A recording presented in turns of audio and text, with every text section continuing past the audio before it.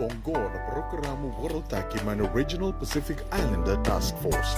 and a radio mulandong to San Francisco na Koti Kenta Patamai. Pesibitong ko na ba na 5 na rusang vulkavano miniti ya na vulango e baka tokai tiko me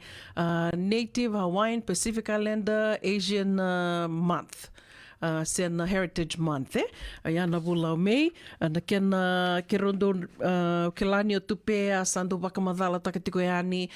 sona ka me baleta tiko na bulango na ken mai baka na numi tiko kenda na kauta mata kanda ngole mai na wasa Pasifika wira ngole mai na ve matanitu baka esia ke na Native Hawaiian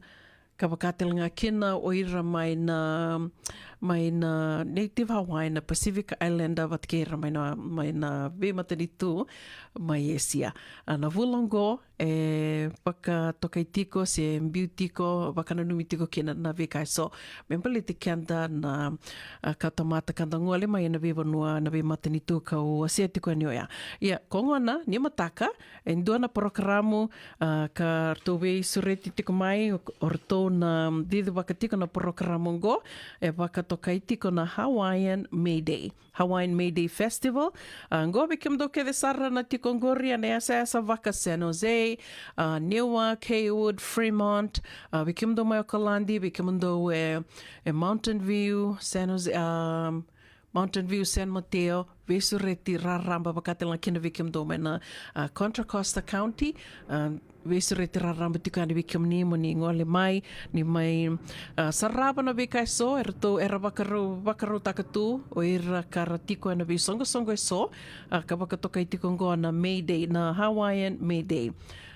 Join us for food, kakana, sana daka ni linga, na be baka marutaki, na vakaiduri talitunga, o yana singa ni mataka, vakaiduri tiko ni mataka ni katini katolu ni singa, teko butiko na songongo na tini kando na kaloka na mataka, gai laki dhaba sartiko na ono na kaloka na mbongi,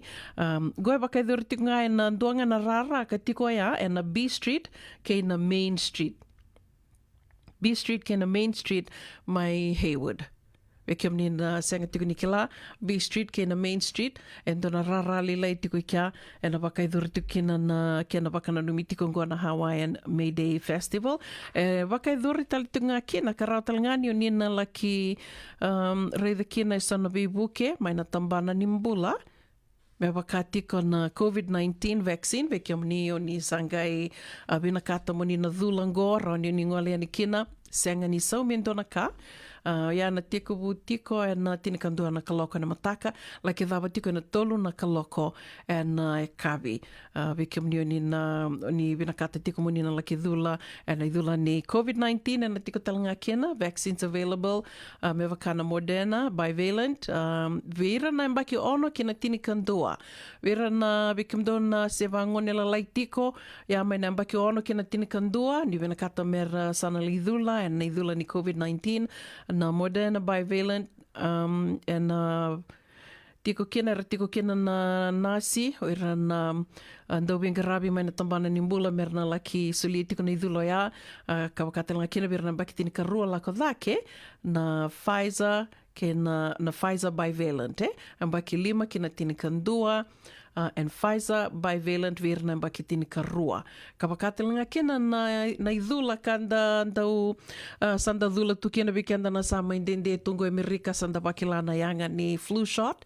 Ngoe na baka idhuri talitunga soli talitunga na flu and influenza shot 6 months and above. Ira na sengei vula ono, na pipi vula ono, lako dhake, rao ninda na laki dhula talitungani na idhula ni tatarobi ni badha, na matitaka, na flu shot, o ya, senga ningan drebikina na ID, senga ningan drebikina na health insurance, senga nindo na kabayo ang drebikina. Ningwale ani, nilaki baka ang taka, na bebuke, may natambana ni mbula kabakarota kitiko, salabata tiko kena kena nonrito marota kitiko ngo na Hawaiian May Day Festival, yani mataka walay talitungan go free COVID-19 lab testing provided by COA kena UCSF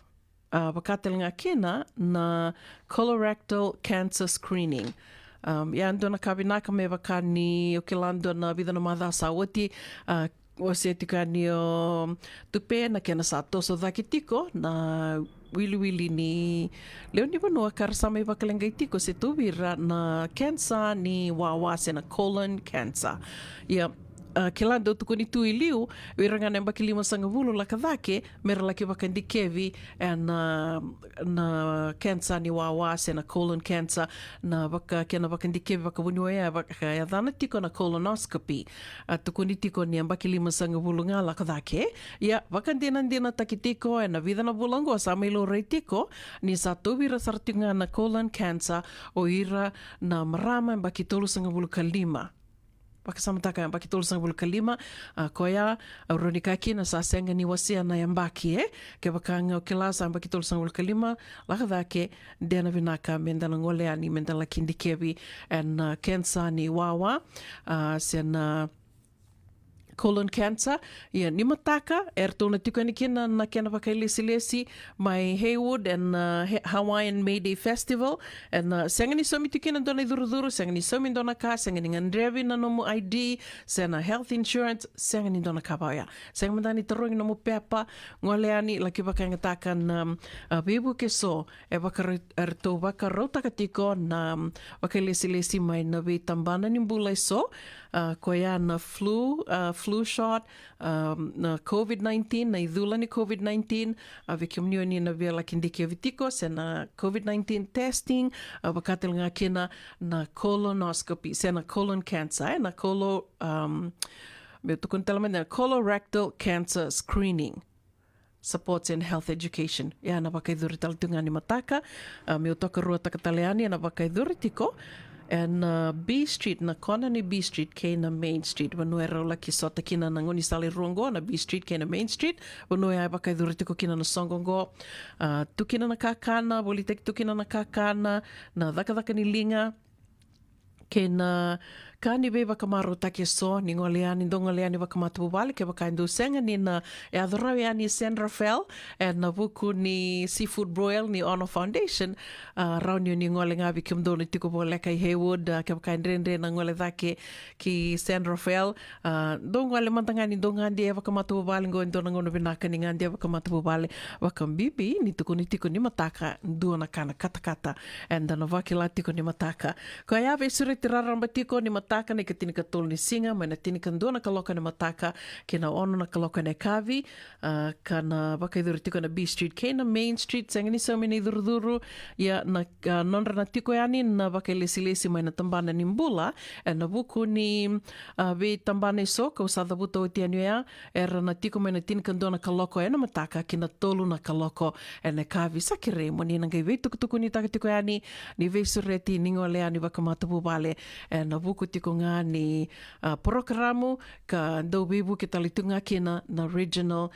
Pacific Islander Task Force. Ongo na programo warotaki man Regional Pacific Islander Task Force and a radio mulandong sa San Francisco, Mekoti Kenta Patamay.